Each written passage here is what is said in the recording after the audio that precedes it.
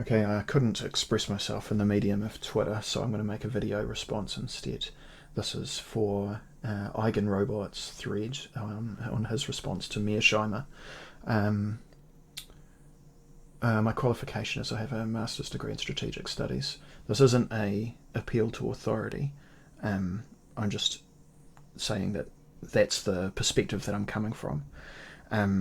If anything, the fact that I've been indoctrinated into a particular perspective makes it more important that my ideas will be challenged. But I just want to clarify some stuff about what Mearsheimer's argument actually is, and maybe some other people will find that useful as well, because I think that Eigenrobot's response is worthwhile. So anyway, let's get into it. He says that the biggest difference between Mearsheimer's view of all this and my own, Eigen's, is that I don't have as much respect for Russia's desires, or rather, I understand and respect them, but not to the extent that I think they're worth going along with. Okay, I interpret this as a pretty fundamental misunderstanding. Mearsheimer is not saying that we understand Moscow's desires and we respect them and therefore we go along with them. He's saying that we use strategic empathy to understand their desires so that we can better counter them. But there's also a level which is even deeper than this, which is that all desires are irrelevant, and in offensive realism, what we're trying to understand is how the geographic layout of a situation makes a country take certain positions, and those positions tend to be understood in terms of military capacities. So, to make a Clausewitzian point, we don't respond to our opponent on the basis of what they think, of what we think that they will do. We respond to them on the basis of what they can do. And so when Mearsheimer says why is Russia doing what they are doing, he's not saying that it's some kind of like emotional desire or insecurity, an emotional insecurity. He's saying that it's a military insecurity that is underlying it. Okay, then Eigenrobot makes a very clever joke about Indian widows, which I appreciated. Okay, Mearsheimer's view is that Ukraine is a core security concern for Russia, but I frankly don't buy this. Okay, here I disagree with in the strongest possible terms, and I've got the map up here, alright? So, for anyone who kind of has an understanding of European military history, this is going to be a repetition. You can skip forward, you don't need to know this, alright? So what are the invasion routes? Well, first of all, you have to understand that it's flat. All of this section here, outside of a few little interruptions, is basically one big flat plain, and I've marked this blue because it's blue 4, right? So this is the invasion route from the power centres of France and Germany. They always go like this, and the reason why they do that is because it's easy to defend mountains and difficult to defend plains, alright? So when Napoleon struck, he went like that. Bam, something like that. Don't beat me up if you know better than this, alright? And then when the Nazis went, they would send Army Group North, Army Group Mid, and Army Group South, trying to get all of that sweet Baku oil down in here, okay? So to say that Ukraine is not important, we need to have an argument about why that would be the case, because that specifically goes against the historical experience. Okay. And then Eigen says, we're not going to invade Russia because they have nuclear weapons. Okay, yes, the United States is not going to launch a land invasion of Russia. That's absolutely true. And is part of the reason for that because they have nuclear weapons. Yes, also true. Were Ukraine to join NATO, this wouldn't change in the least. Yes, that's true. However, Moscow's enemy is the United States. That's their primary enemy, but is not their only enemy. They, to the degree that, okay, let's get rid of all of this. And we'll go red 4. Okay. Attack vectors that Moscow needs to counter, and currently this is their border. All right, give or take whatever's happened recently. In order for Moscow to be secure against Poland, Germany, and France, it will be much, much easier if they can anchor inside the defensive fortress of these mountains here. All right, so if they can push the boundary up to here, then this is the distance that they need to secure instead of trying to secure this distance, right? And so that is a much, much less military investment required in order to prevent an attack than this one here. What a mess this is. But you see my point, right? So, yes, to defend against the United States, correct. However, to defend against other continental European powers, absolutely not correct. Alright, let's delete all that. Now, I've made a point about European powers. Okay, now that we understand that, we can say, alright, now all of those European powers are all in NATO together. Now they also work against each other, but they have an alliance or whatever. Alliances are worth the paper they're written on, fine, but nevertheless, from the Russian perspective, surely they cannot allow Ukraine to join NATO, because here's Moscow, here's where the border would be if NATO joined, and let's make a point that we should have all learnt from the Cold War. The basis of the nuclear standoff is what is the flight time of missiles. Now we already know that Germany has US nuclear missiles in it, so the flight time is here. Now if the flight time is there, that's far less. That basically changes a mutually assured destruction scenario into a completely one-sided annihilation scenario, in which case Moscow will be on the back foot from the day that those missiles get placed for eternity. Now there's two ways that Moscow can join NATO, right? They could have joined NATO in the 90s if NATO had allowed them in, but they didn't, and in that case they would have joined as a wrecker because their primary thing would have been to try and destroy it.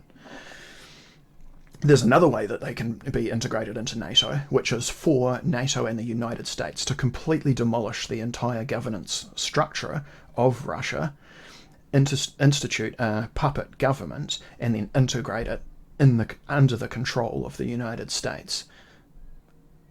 One of those ways Russia would be happy with, and the other one they would not be happy with. So that is my interpretation about why Moscow cannot allow Ukraine to be integrated. Okay. And then Eigen says conventional considerations are immaterial here. Okay, I hope that I've showed that conventional considerations are not immaterial. In fact, they are basically the only thing that really matters, or the two things that matter: conventional forces and nuclear forces. Okay, so then Eigen goes on. What we're seeing now, I guess, is the West coming very quickly to the question of how aggressively we're willing to defend states that aspire to join the West. Well, theoretically, what NATO ought to be doing is defending all alliances should be on the basis of you don't join the alliance unless you're going to do what the alliance says, and if you're going to do what the alliance says, then you have 100% commitment to doing it. However, we know that in the age of nuclear brinksmanship, all alliances are actually just bets, okay? So it's less like chess and more like poker, because you have to convince the other guy that you're stronger than them, right? Or vice versa. You see what I'm doing. I don't have to labour the point. Okay, so Eigen says, I think a synchronised and overwhelming response of the US and EU to Russia contradicts Mearsheimer's worldview. Okay, now that I've explained what I think Mearsheimer's getting at, I think you'll see that clearly I take the exact opposite perspective of that. Okay, and then Eigen goes on to address some minor points. It would be nice to have Russia as an ally against China, but I don't know that this was ever a realistic hope. Very important question. Is it possible? Well, now, no, it's not possible. NATO has effectively excluded that option. They've driven Russia into an alliance with China. Russia doesn't want to be in an alliance with China. Russia wants to be strong on its own. And that alliance is essentially backed up by nothing other than the fact that Russia has said that if China invades Russia's east, they will nuke Beijing. That's the basis of the alliance. Aside from that, there's a bunch of other economic issues which are also important. Sure, I'll give you that. Could Russia have joined NATO in the 90s? Yes, but only as an internal wrecker and destroyer, so no wonder NATO didn't want them to join. However, it would have been better to have Russia inside NATO as a wrecker and destroyer than on the outside as a wrecker and destroyer, right?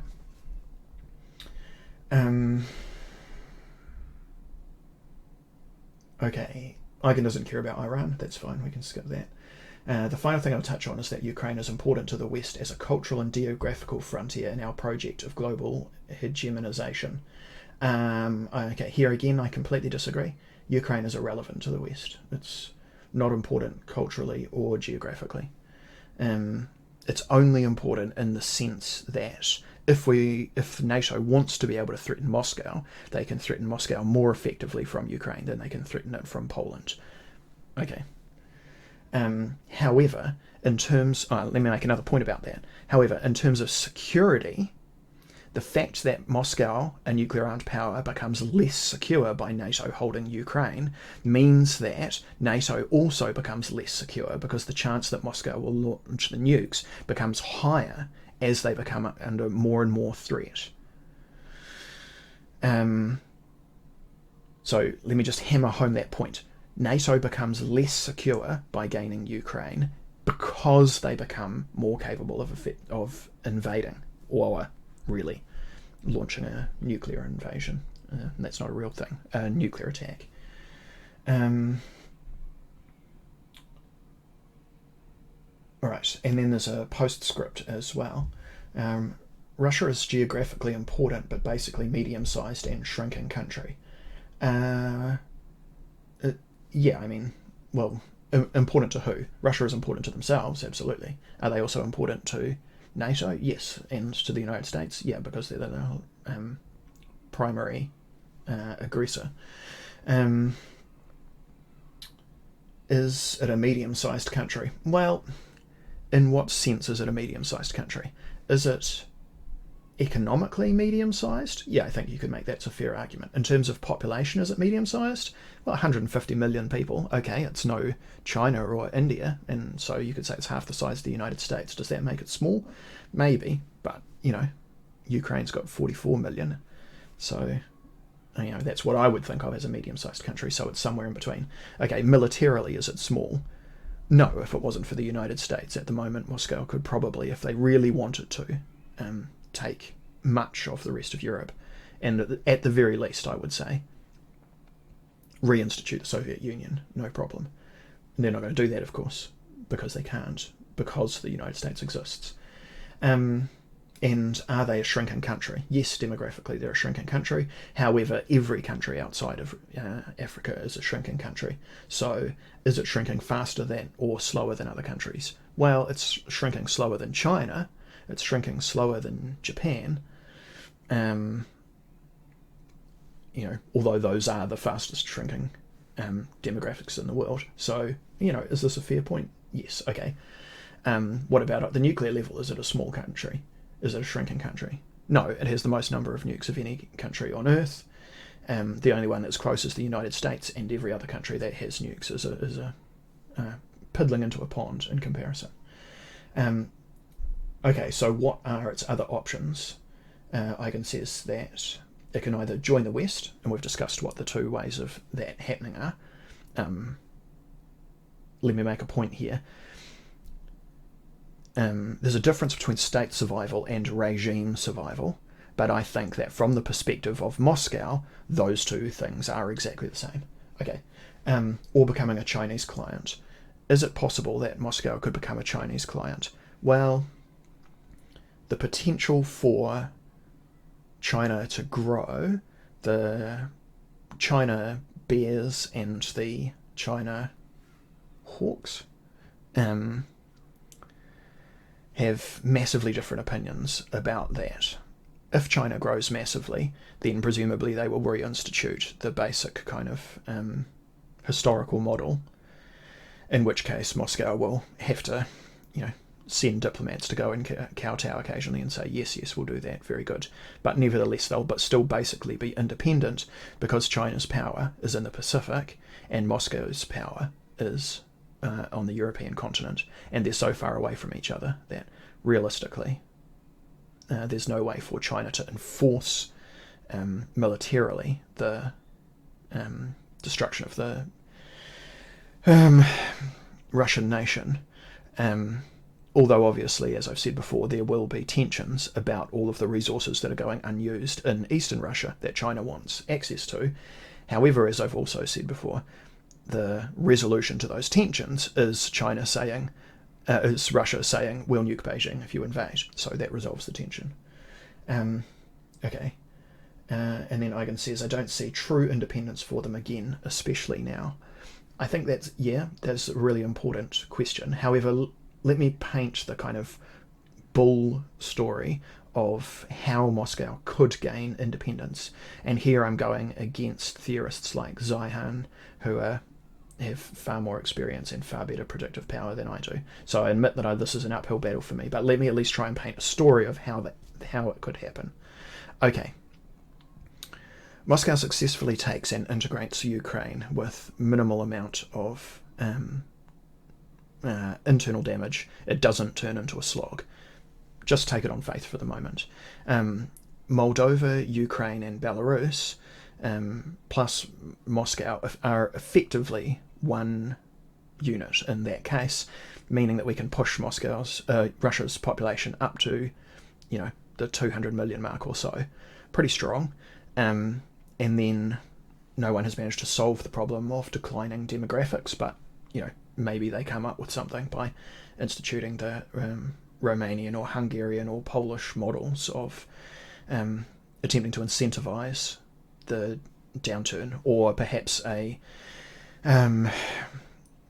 re-orthodoxization, that's a clumsy word, but you see what I mean, of the Russian population allows them to do away with abortion, which is currently the largest damaging factor of their demographic growth model, and they return to level, or at the very least decline slower than other countries that they are competing against, like the United States and the Western powers.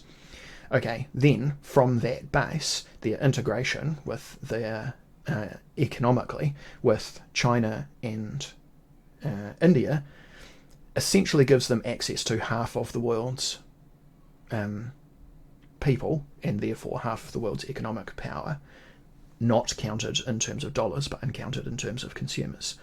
Okay, now are they not basically capable from that point forward of sustaining themselves in an independent fashion? I think I've made my point there.